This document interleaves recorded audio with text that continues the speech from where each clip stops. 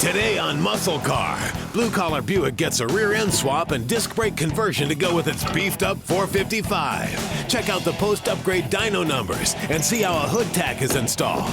Then Tommy shows off the Buick at the GS Nationals.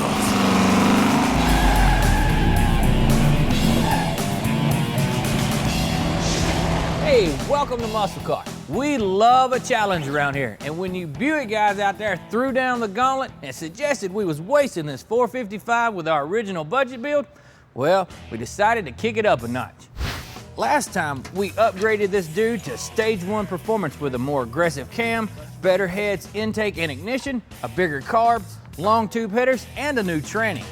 Now, it's always nice to have some numbers to brag about, so coming up later in the show, we got a date with the dyno. But first, we got a few more upgrades to do. We're expecting a whole lot more torque out of that motor. So rear end upgrade, well, that's a given. Then we're going to be swapping out these rear drums for new discs.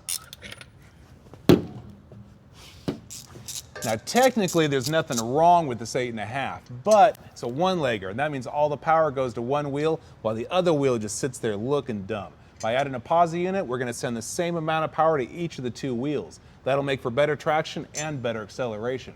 And while we're in there, we're going to throw in a set of shorter gears because that'll help get the engine into its power band a lot quicker. Now here's something interesting about this rear end. It doesn't have C-clips on the axles. They are actually bolt-in. Now, not a lot of guys know about them, but GM did make them. Bolt-in axles are better for performance applications because if an axle breaks, the wheel will stay attached to the car. With C-clips, the broken axle with the wheel and tire attached can exit the housing and turn your day at the drag strip into a real drag. A pry bar stuck between the ring and pinion gears will jam them up so you can get the pinion nut loose. The caps come off next. They need to go back on the same side they came off of, so make sure not to mix them up.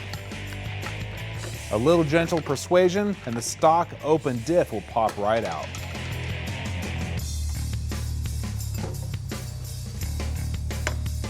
Knock the pinion in to get the yoke off, and the rest of the assembly will slide out. If you're looking at buying a used rear end out of a wrecking yard or maybe out of a swap meet, and you want to double check what gears are in that rear end before you lay down your cash, it's pretty simple. Just pop the rear diff cover off and look for the number stamped in the ring gear. Look for the last sequence of numbers in here and then divide the second number into the first number. In this case, it'd be 15 into 41, so we know that this is a 273 gear set. Now, the lower the number, the taller the gear ratio, and that can mean a lot slower acceleration. Now, these gears combined with an overdrive transmission, they'd be way too tall. So we're going to swap out to a set of 373s. Now, these will give us better acceleration, but combined with the overdrive transmission, we can still cruise down the freeway at a decent RPM. But before we can put anything back in the housing, I need to do some pre-assembly. The press will get the new bearings installed on the pinion and locker, but you can also carry them down to your local machine shop and they can take care of them in a jiffy.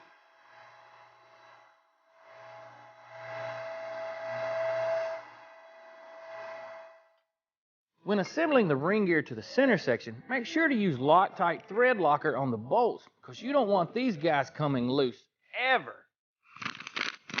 I'll run them down with the impact first, then torque them to final specs.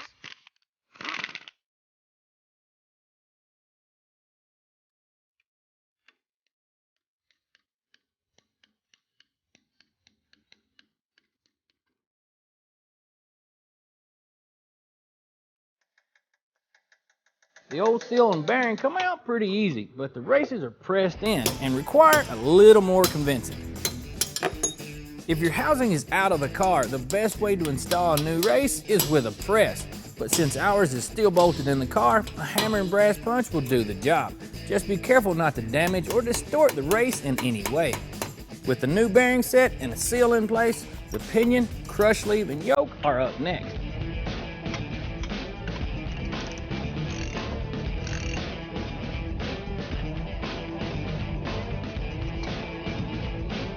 Next, drop in the carrier and tap in your shims, followed by the main caps. If you're looking for step-by-step instructions on how to set up a GM axle, visit the MuscleCar section of PowerBlockTV.com. Click on this episode and you'll find a video showing you exactly how it's done.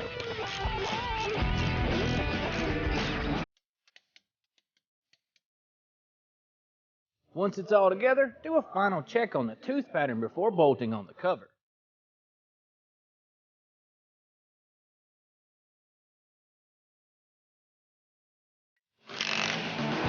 Up next, Blue Collar's got a lot more go power. Now Rick's gonna give it some whoa power.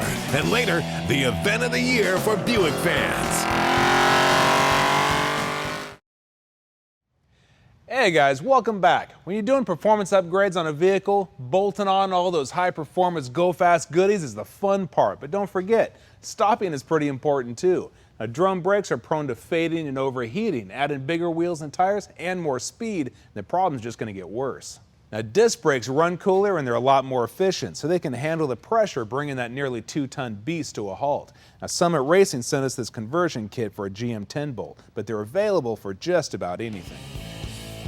Drum brakes aren't horrible, and they've safely stopped vehicles for over a century. But the fact is, disc brakes are simpler, lighter, and safer. The only thing we're reusing here is the e-brake cable. Everything else is out of here.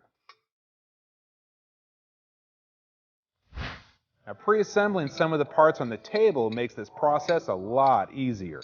This way, you don't have to try to hold everything together with your third arm while tightening the bolts.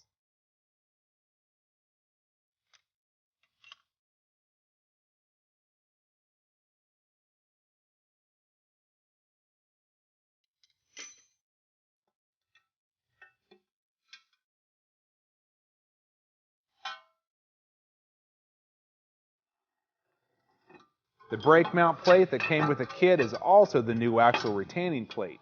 Bolt it on and tighten it down just like the stock piece. Next, set the rotors on.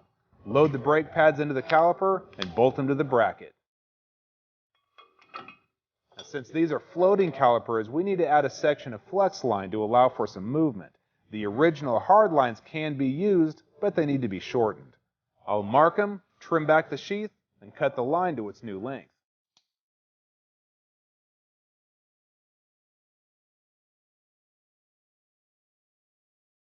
The end of the trimmed line needs to be flared, but don't forget to put the new fitting on first. Matco's Flare Toolkit is one of those items that no shop should be without. It's really versatile and gives a perfect seal every time.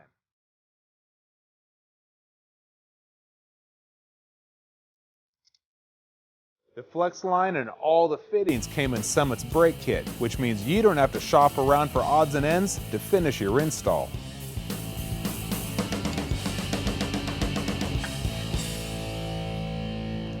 That's about it. Now we don't have to worry about scrubbing off any excess speed. Now we just have to bleed these out, install a shortened drive shaft, then it's back to the dyno to see if this big block lives up to the name, Buick. Coming up, hood tachs aren't just for Pontiacs. Find out how easy it is to install one in your ride. Then Blue Collar takes a trip to Buick heaven. Before we started our upgrades, we made a baseline dyno run so we'd have some before numbers for comparison. 194 horsepower, 271 foot-pounds of torque. From the minute we fired her up, we could tell she had a deeper growl. But we're after more than just sound. The dyno numbers are going to tell us if we've reached our goal of a 40% horsepower increase.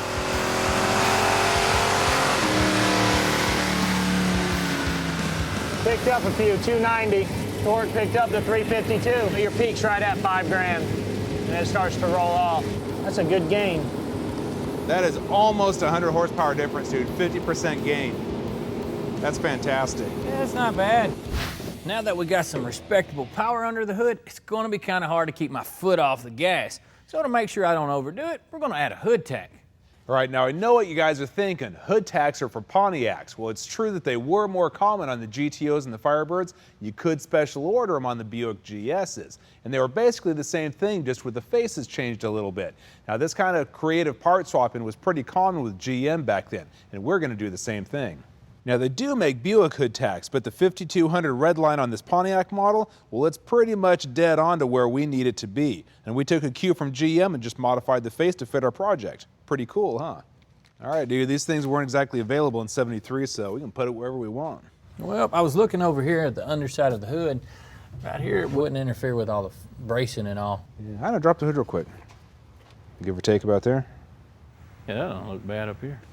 Looks like it should work, right? That's perfect, because it's not in your line of sight to see the road either. Good deal. First, I'll mark the bottom side to make sure we'll clear all the braces. After drilling the pilot hole, the hole saw comes out. You can actually smell the fresh paint as it chews its way through. Poor Rick had to leave the room while I did this. But you gotta break some eggs to make an omelet. And this one's looking pretty good. A paper template will help mark where the mounting holes need to be drilled.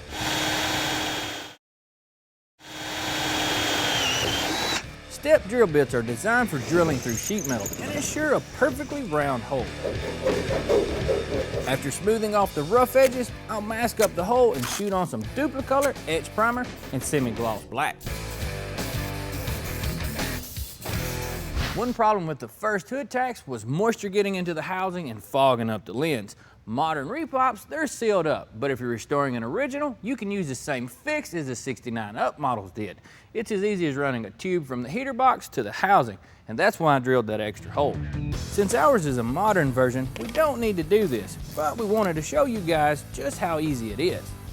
After screwing in a hose barb, the tack can be dropped into place.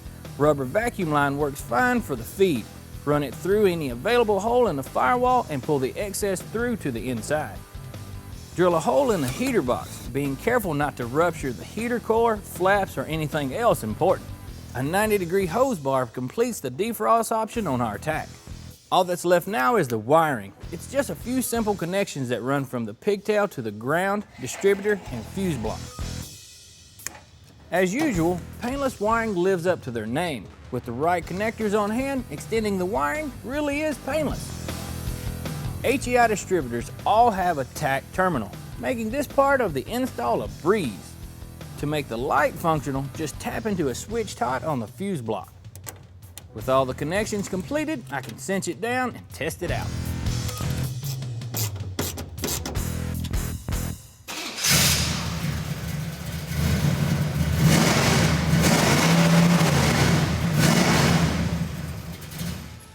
Dude, that is cool. Now she's ready to roll. Want to take it out for a quick road test? Man, I was thinking more like a road trip. You game? I can't, brother. I have to go pick up our next project. Gonna have to go on without me. Well, I try to keep it on 2 wheels most of the time. We'll see you bye. All right, man.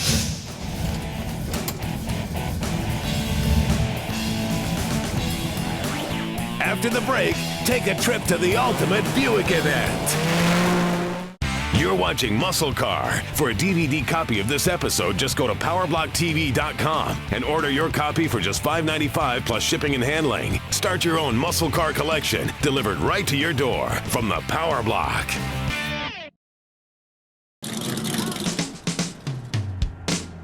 Blue Collar is running like a champ, so I pointed her toward Bowling Green, Kentucky, where the Buick GS Nationals are in full swing. This is the place to go if you have a Buick or if you just love looking at them. Man, there's some nice looking Buicks here. There's guys and gals from all over the country here. See how many people are here? Showing off their Buick pride. Thank you, sir. Appreciate you watching. Why did I choose Buick? Happened to see a full set of taillights go past. It was a 1965 GS. I said, when I get out of the service, I'm going to have a GS. We all do our cars just to make them, you know, what we want. It's a lot of fun. Buicks in every style, color, and era are on display here, plus some unexpected surprises.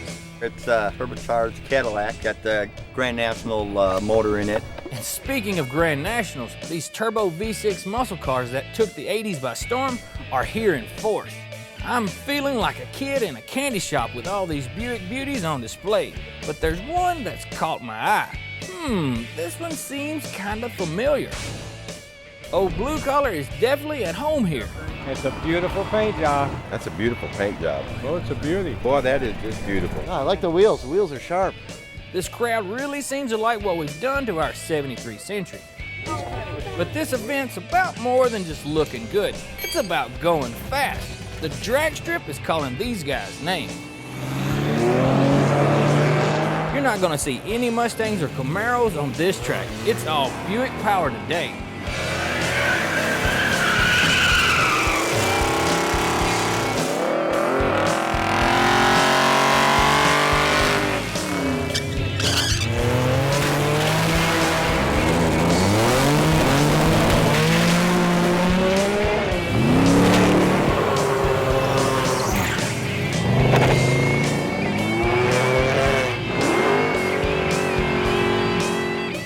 this is a perfect chance to put our new performance upgrades to the test. Let's see what this girl will do.